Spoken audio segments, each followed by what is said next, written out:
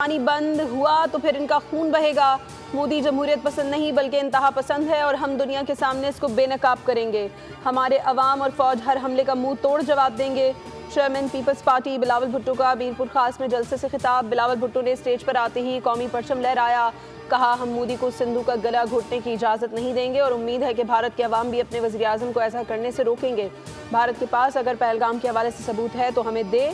जो मुलव्वस हुआ उसे सरेआम तख्तेदार पर चढ़ाएंगे। अगर धमकियां दी गई तो फिर याद रखें कि हम जंग के लिए भी तैयार हैं।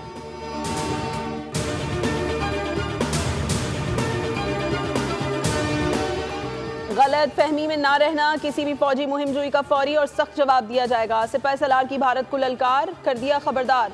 दो टोक अल्फाज में कहा, पाकिस्तान की मुसल्लह फौज हर जारहियत का मुंह तोड़ जवाब देंगी। Army chief general Asim Munir का टिला फील्ड फायरिंग रेंज का दौरा। हैमर स्ट्राइक मशकों का मुशाहिदा किया। मुश्तरका जंगी मश्क में पाक फौज की मंगला स्ट्राइक कोर ने हिस्सा लिया।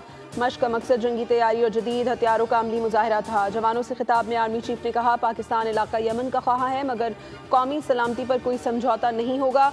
मश्क में लड़ाका तैयारे, जंगी हेलीकॉप्टर और 2 मार्ट तोपें भी शामिल थीं।